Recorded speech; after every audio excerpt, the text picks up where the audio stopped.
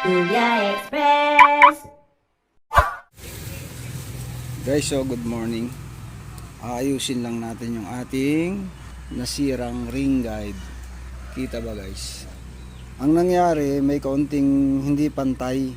Ang ginawa ko, baka masira yung linya ko, kaya medyo niliya ko ng konti. Ayun, nagulat ako nung pagtingin ko, kinain ng liya, oh. Kaya nasira. Tama-tama, napunta ako ng Manila. Sumaglit ako ng China merchandise. Tumingin ako ng eye-ring. Guys, oh, eye-ring. Papalitan natin to. Simple lang, guys, ang pagpalit. Ang kailangan lang natin, mighty band, saka lighter. Tapos yung ring guide nga. Initin lang natin ng bagya, guys. Yun, oh. Kaya kailangan natin ng lighter. Yan, oh.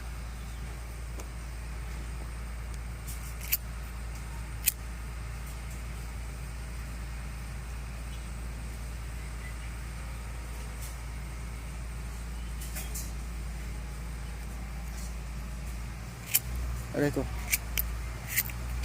Mainit ah.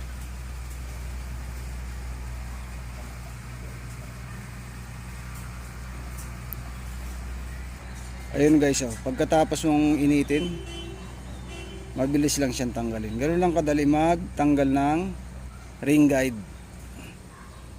Tapos guys, ang kailangan lang natin ay lalagyan lang natin ng epoxy to. Ring guide guys. Ganun lang kadali guys, oh. Okay na siya. Di ba? Siguraduhin niyo lang na pantay siya, no.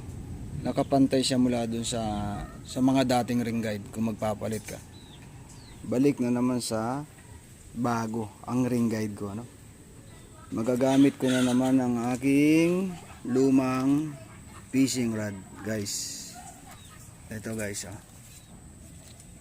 Nabili ko pa to dati sa Cartimar. Kaya lang wala na yata yung shop na yun guys. Kung hindi ako nagkakamali, 1.5 ang bili ko dito. Ayan guys, oh. Kaya naganap ulit tayo ng ibang pwesto.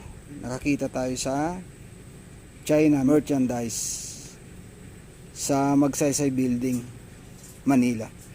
Mapalaban na naman ang ating fishing rod. Ngayon kasing Sabado ng hapon, dadayo ulit kami sa Laguna de Bay. Thanks for watching guys.